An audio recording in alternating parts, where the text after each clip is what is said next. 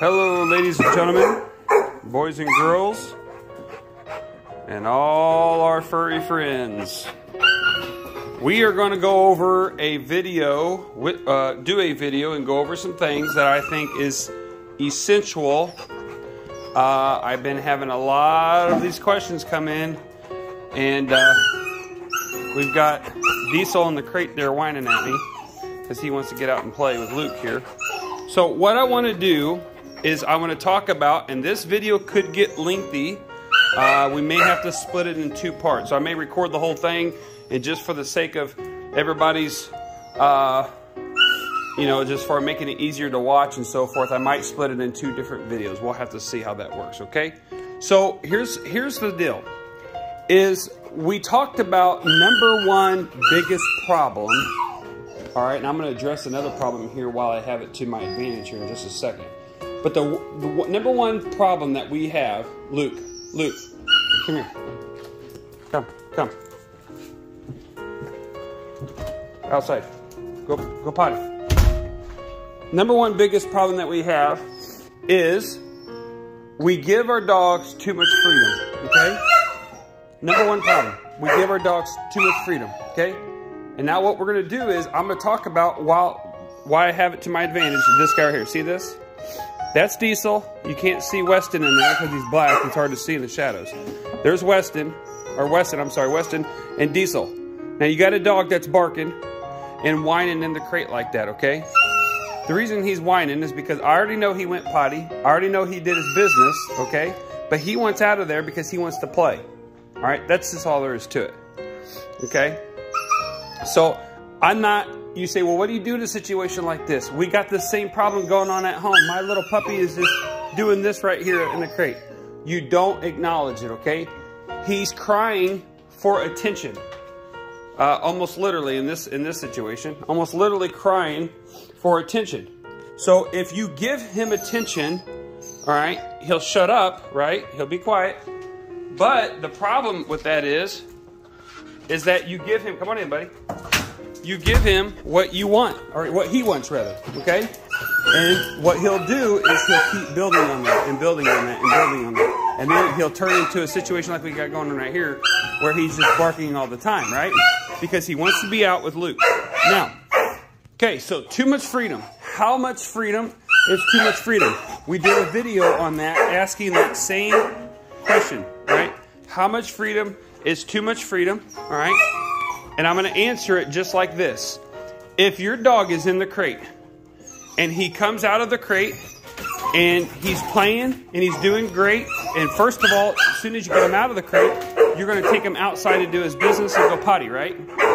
You come back in the house and he's playing for 5, 10, 20 minutes, and then all of a sudden we get to 25 and 30 minutes and he's ornery. He's being naughty. He's grabbing things that he shouldn't be grabbing and different things like that, right? That is too much freedom. He's getting bored, okay?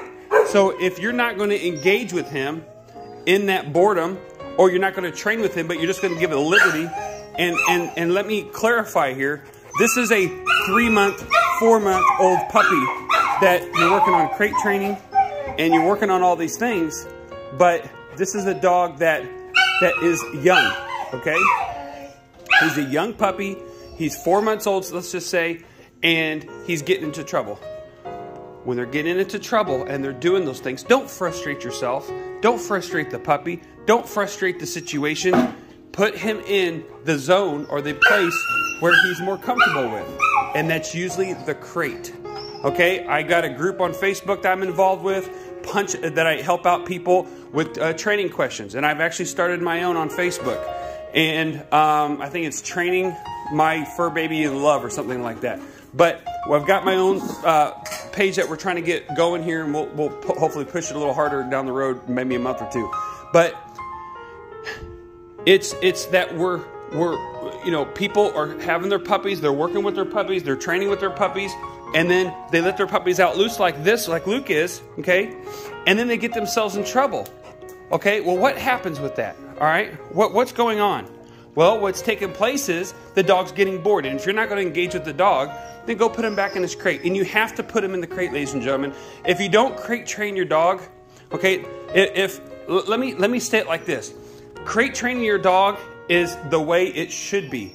Is there a way that you could do it other than that? Yes. However, it doesn't work for everybody, okay? And I'm not even going to discuss it because I really don't want that to be an option.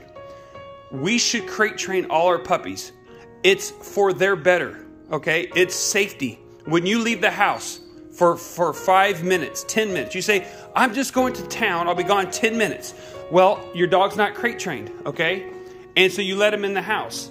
The last thing you just did was walked over to the wall and you come over here to the reciprocal. You was vacuuming, you pull the reciprocal out, or the plug-in out of the reciprocal for the vacuum cleaner, right? Your puppy goes over there to smell your scent that you just left on that plug-in. The puppy gets shocked. You come home and your puppy is dead. And pardon the forwardness there, but your dog has just passed away because he accidentally licked the plug-in. Okay? Now you could have plug-ins over there. Like I said, there's other ways of getting around all this to make it work. But I really don't want that to be an option because I see so many puppies getting hurt and bad things happening. You come home and that dinette set that you paid so much money for is all chewed up on the bottom. Why? Because the puppy had too much freedom. That's too much freedom, ladies and gentlemen. When you're in the room with them and they're getting into stuff, that's telling me that the dog has too much freedom. Okay, it's you either get engaged with your dog, and again, I'm being very forward with this, and I don't mean to be mean. I'm trying to be very kind, but I want to tell you guys the truth. And when you're training your dog and you're not engaging with your dog at all, and you're working with your dog as they're growing, is what I'm trying to say, and you bring them in and they're getting into stuff. Okay, they're getting into stuff. If you notice, I got all this stuff right here, right? I purposely leave this stuff out, all right? I want to, look, see, he comes over, investigates, all right?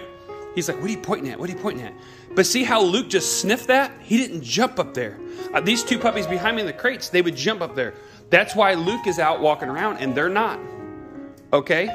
So for example, let me take you over here. You see all the stuff I have sitting here? Towels, toys. Again, this stuff is purposely left out because I cannot have puppies touching this stuff, right? So we train them not to touch that. We say no, okay?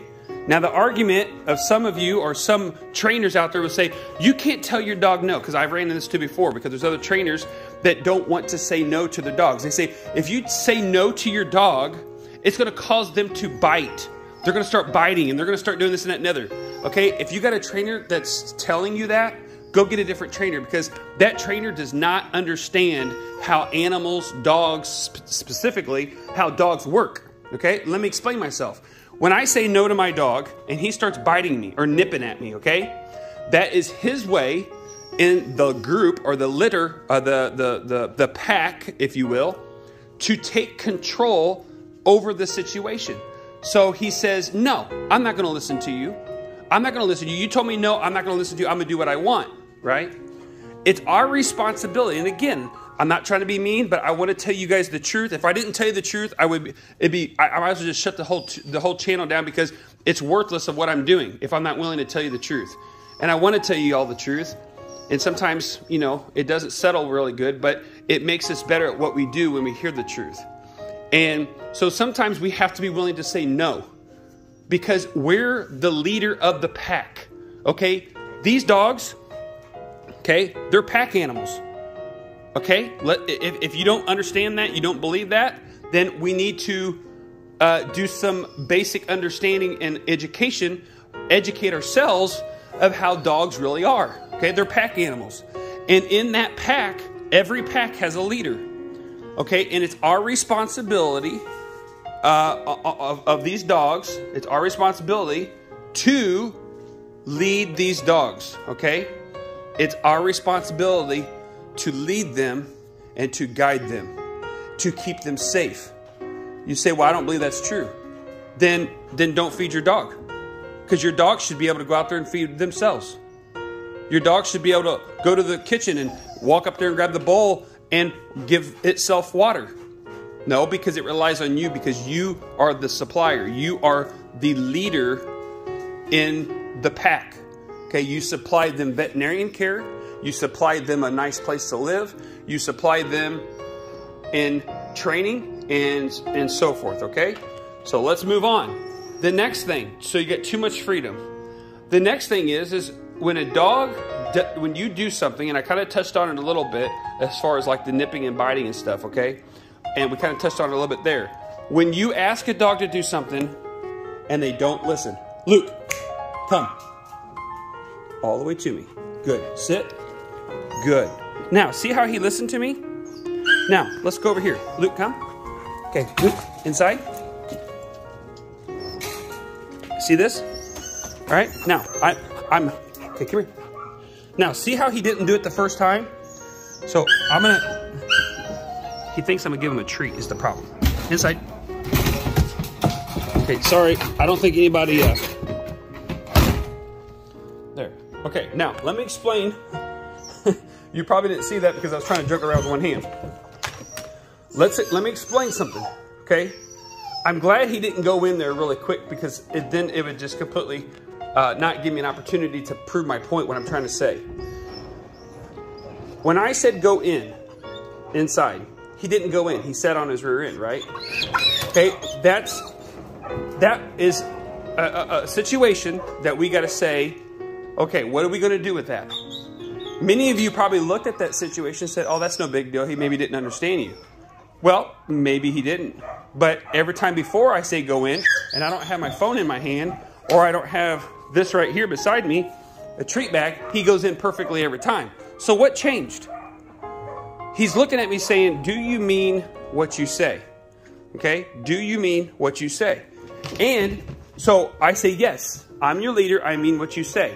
Or I mean what I say, rather, sorry. I mean what I say. So I say inside. Now, if you notice, I did not praise him when he went in there, okay? Because I told him to do it. He did not do it the first time, but I reinforced my command by putting him inside, but I did not praise him, okay? Now, let him back outside. Good. Let's go, down here.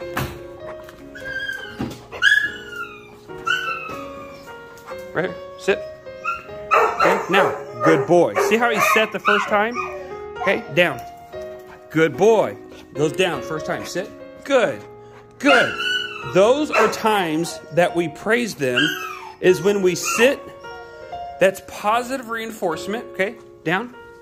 Oh, good boy. Okay, sit. Good, good, good, good. Now, let's do this. Watch this. Okay, what if I tell him to stay and I back up and I go like that, okay? Now, I didn't tell him to stay. But what if I told him to stay and he didn't stay, okay? Now, let's watch this. So if I bring it back around and I sit, good. Now I say stay, and he stays, good, okay? I praise him for the good he did, okay? Good, stay. Now watch this. Stay, stay. Okay, now see that? Now I kind of entice that a little bit, okay, behind the camera. Now, what do you do in a situation like that, okay? You bring him right back around. You put him in the position before. You tell him to stay. Okay? And you make him stay. Stay. Okay? Now, this time, we're going to go down. Sit. Stay. Good. Okay, release. Okay, now you notice the difference what I did there? I did not praise him when I made him stay the second time. Okay, and I'm trying to do this so you guys can see this in my perspective of the video, that it's the same perspective that how you're going to see your dog, okay? And when your dog does what you want them to do the first time, that's when you praise him. Luke, sit. Good, okay? There you go, first time. Now watch this. Let's do this. Sit. Well, that didn't work. Uh-oh. Slow down. You got to chew your food, buddy. You got to chew your food. Luke likes to eat a little fast sometimes. Yeah, I know. So, let's go like this. Let's say, let me see if I can get him distracted, okay? Let me see if I can turn him around. Right here. Hey, sit. See that? Nothing. Now watch. Sit. Okay, now, I said it really fast on purpose because I didn't want him to actually sit, okay? To prove my point on the video, for video's sake. So what do? I come back around, okay? Here's what we're gonna do. We're gonna bring him back around. We're gonna say, I can't let you get away with that. I mean what I say, sit. Now, no praise. Okay? Down. Sit. Good, good, good, good, good. Now you see how I praise him on that second sit? All right, but I had him go to a different command, which was down. Go back to the sit, and I praise him for that sit. Okay, hopefully that makes sense to everybody, okay? Because we're giving too much freedom. This is the first thing that we talked about. Second thing we talked about is backing up your command. Okay, so when you say something, mean what you say. And I'm not saying, please don't misunderstand me. I'm not saying, we don't do this with an iron fist, so to speak, okay? We don't say this to be mean. We say this with love, but authority. Meaning, you mean what you say, okay? It's not you're stressed or you're frustrated or anything like that. Luke, hey. There's a hole in my bag. Come here. There you go. Sit. Hey, that's a good boy. That's a good boy. That's a good boy. Okay? Now, here, come. Now, what you can do before you set yourself up for success every time, you go inside. And what you do is you throw treats. And your treat could be your food, okay? I prefer not to use actually quote-unquote treats. I use his food, okay? Here's his food. All right, and I throw his food in there, say inside. It motivates him to go in there. Then I can say, hey, good boy, Luke, good boy, good inside, okay? So we're enforcing our training, reinforcing our training positively, okay? And there's never any frustration. There's never any force.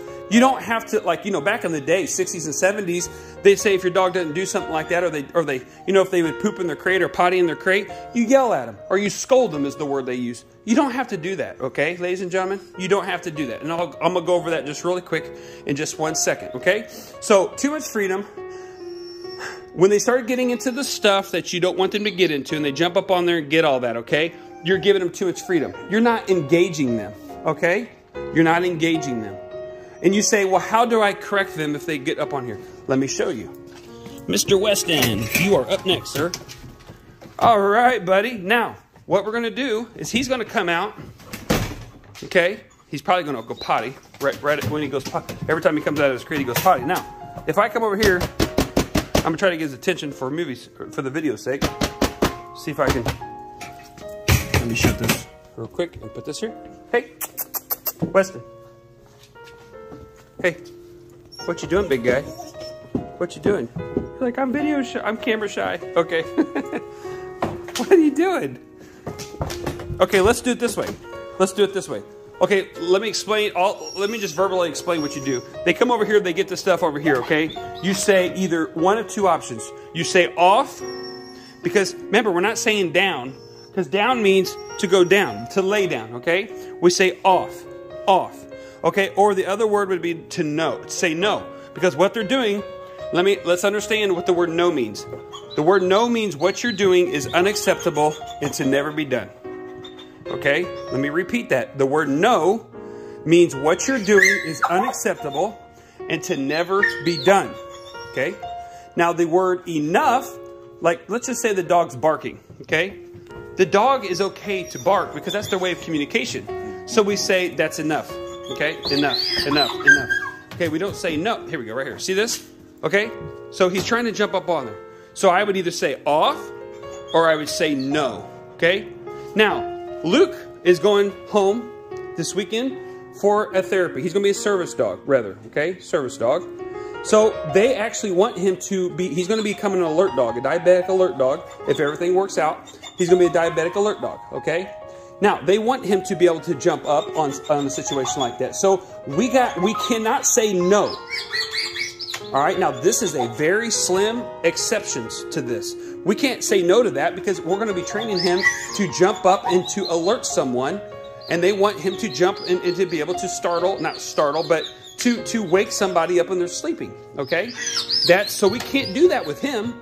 But with Weston, we don't want him jumping up on there. That's a no or off, all right? Now, here we go. I'm going to try this because I know this is going to work, okay? we're going to say, now we're going to go back to number 2. We're going to go back in here. We're going to say, I'm going to put him back inside because he just went potty. I'm going to put him back inside right here, okay? And let's see what he does, which I already know what he's going to do because he doesn't like to go in his crate by himself, okay? So, 2 things. If I say, Weston, inside, okay, he's not going to go inside. But so, here he did. Throw that in there. He didn't see it go in there. He was looking at me. Go get that ball back there. See that ball back there? Are you going to give me 5? Give me 5? Just look at that ball. Look at that ball, Weston. Look at that ball. Look at that ball. Hey, hey, hey. Look at that ball. Look, that ball's right there, bud. That ball's right there. Look, look. See the ball? Oh, look at the ball. Look at the ball. Look at the ball. Look at the ball. Luke sees the ball. He wants the ball. Okay, so I say inside. He won't go inside, right? So what we do is, watch this. So he's going to lay, see how he's laying down like this? He's saying, I don't want to go in there. I don't want to go in there, okay? So what I'm going to do is, I'm going to set my phone down. Sorry, hold on, folks. I'm going to gently put him in the crate. See how he got my ball now? All right, now, I'm going to grab my ball. There. Okay. Now, what I'm doing is this. Let me explain. I put him in there. You notice I didn't praise him. I didn't say good. I didn't say nothing, okay? I put him in there, and I put this in there, the tennis ball in there, so he can eventually, I could use this as an allurement to pull him into the crate, okay? Then in the future, when I put him in there, I say inside, or kennel, however you want to do it, he goes in there right off the bat, okay? Then I praise him. Okay, so we're still working with Weston on that, all right? Now let's try Diesel here. We pull Diesel out. Come, Diesel. Oh, good boy, good boy. Okay, let's go inside. Oh, see there? He turned. He's actually never done that before, but normally he goes in. Now this time, let's inside.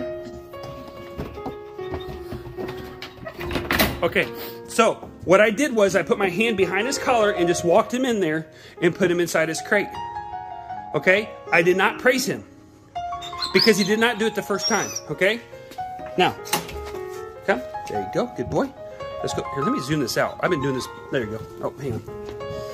Over here, Diesel. That's a good boy. Okay, inside. Inside. Hey, good boy. Good boy. That's a good boy. Okay, so what I'm teaching him is to do it the first time when I ask him. Okay. And I'm building off of that, not when he doesn't do it. So if you praise your dog when he goes in there and he turns and comes back out, and you put him back in and you praise him for that, okay, you're praising him and confusing him that it's okay to do what he just did before. Okay, we only praise him now. Like in this situation, he wants my attention. Luke wants my attention. He wants out. I'm going to ignore him. Okay, so he goes in the second time.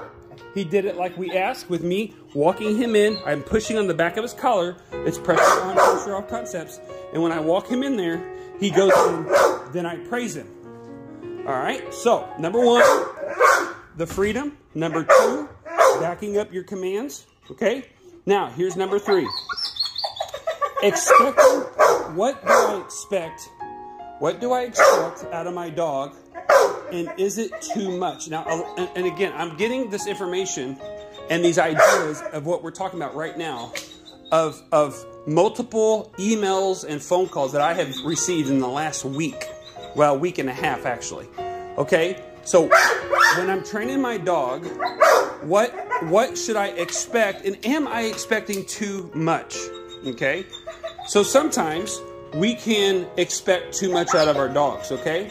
So, for example, if I expect my dog to sit, stay, heel, down, go inside and outside of the crate like Luke does, okay, I expect him to act. So, can I legitimately ask a 4-month-old dog to act like a 9, 10-month-old dog? No. Okay, we can't do that. Now, if you have put the time into the dog, and you know the dog understands every command. So I taught my dog sit, and he understands sit, and now he's not doing it, okay? Should I expect him to understand what he's should I expect him to obey me and to do what I know he knows? Absolutely. But see, now we have to understand that he might be challenging you. There might be other things going on, okay? There's other variables there and a lot that I'm not going to get into right now, all right? But not expecting too much. And this coincides with this second point to this third point, okay? Is that we got to be careful that I do not compare Diesel to Luke and Luke to Weston and Weston to Diesel. We cannot compare our dogs that we just got or adopted, okay, to the previous dogs that we used to own and have passed away. All right, or to an older dog that we have. Because see, our minds do not remember, we don't remember those puppy stages. We don't remember all those tough things that we were going through. Just like the other day I was with on the phone with a client, and she says that, you know, they were raising children at that time, and she just doesn't remember the puppy stages, which I totally get that. You won't remember the puppy stages when you have babies because you're taking care of your babies and taking care of your puppies. So everything just travels a little faster. You know, I remember when my oldest son and the next one, my two oldest boys were born. It seemed like their advancement was so slow. And I enjoyed the baby stages and seeing them crawl for the first time and seeing them step up to the couch and pull themselves up and play with the toy and put his hands on the tractor and walk around behind the tractor and, you know, watch all those first things for the first time. But then Josh came, which is my second oldest. Ben's my oldest, and Josh is the next one. I can't compare Ben's advancement. You know, I can't expect Josh to act the same way because he's a different person. He's a totally different person. I can't expect, you know, Ben would walk at, say, 14, 16 months old. I can't expect Josh to do that. It's not fair, okay? I can't expect that. So we got to understand that these dogs are all different and they all have different personalities. You see how we ignored Luke and how he chilled out? Okay, that's how you handle that. See how he was barking earlier? Now he's chilled out. Weston's always a pretty quiet dog in the crate unless he's got to go potty. Then he starts going crazy.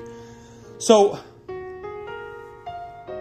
you know, not comparing our dogs to the previous dogs, okay? And then you put everything you have as far as love, affection, and training into these dogs, okay? And what I mean by everything, I'm not saying that you have to do it 24/7. Don't take me out of context. What I'm trying to say is that you put into these new puppies what you put into the previous puppies, and you most likely will get the same, if not better, results, okay?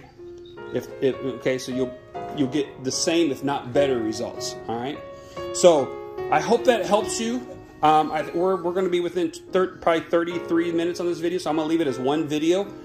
It's very informational. I hope I can show you guys how to handle that. You know, again, don't give your dog too much freedom. You say, well, my dog's in the crate all the time and this and that and the other. Yes, they're going to be in the crate all the time. And this is my analogy. Excuse me. This is my analogy for this, okay? If your son or daughter gets the keys, they got their permit, they got their driver's license, okay? And let's just say you're the owner of a Lamborghini. Are you going to give your son, or let's just say a Corvette, okay?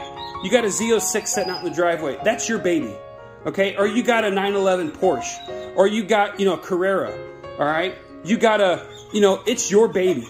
Are you going to let your 16-year-old son or daughter that has very, very little experience go out and say, son, daughter, you know, I know you're with your friend. You're going to go out cruising tonight, and you're going to go here, and you're going to go there. I get that. That's cool. That's cool. But do not, you know, do not speed. Do not accelerate quickly to see what this car has. You know, whatever. Okay? Are you going to do that? Some of you would probably say, oh, yeah, absolutely. I trust my child. Okay? But then now you have given your son or daughter freedom. All right? Can they handle it? The only way you're going to find out if they can is, or if they can't, is when they're caught that they can't. Let me say that one more time. The only way you're going to find out that they cannot handle that freedom that you just gave them is when you find out that they could not handle it. Maybe they get a speeding ticket, or they get themselves in trouble, or, God forbid, they wreck the vehicle. Okay? So what we do, it's instead of setting ourselves up for failure, really, is what we're doing there, we set ourselves up for success. All right? So we don't put them in the sports car we put them in something that's a little bit more controllable, less horsepower, and etc. I think you guys get my point, okay? So we're trying to give them freedom. We let them out. We let them see if they can, you know, enjoy themselves and control themselves in this little area, okay? So we're still letting them go out and drive. We're still letting them have fun. But all of a sudden, we see that they're going to get in trouble. So we put them back in their bedrooms, because that's what these crates are. It's their bedrooms. You see pictures and pictures and posts and different things all the time. You hear stories all the time. People saying the doors are wide open to the crate, but they go in there and lay down because they feel comfortable in that zone. And if you understand dogs in general, you would understand why dogs like these crates and these small confined areas. You understand why they like that. Okay?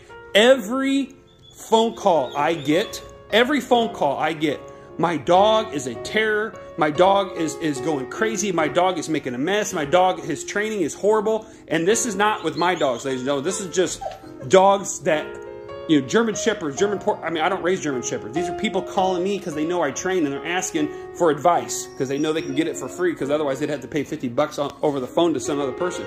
Okay? Or whatever, 25 bucks. But so they call me in every situation. It's this little apparatus here, this little setup of crate training their dog, that's eliminated out of their minds, and they have their dogs roaming this whole area like this. They get the whole area to roam a big room. Okay, this room, you know, is 12 by 42. All right, it's a pretty good substantial sized room. Would I ever leave a dog back here to just run around full time and anytime they want? Would I let Luke do that? Absolutely not.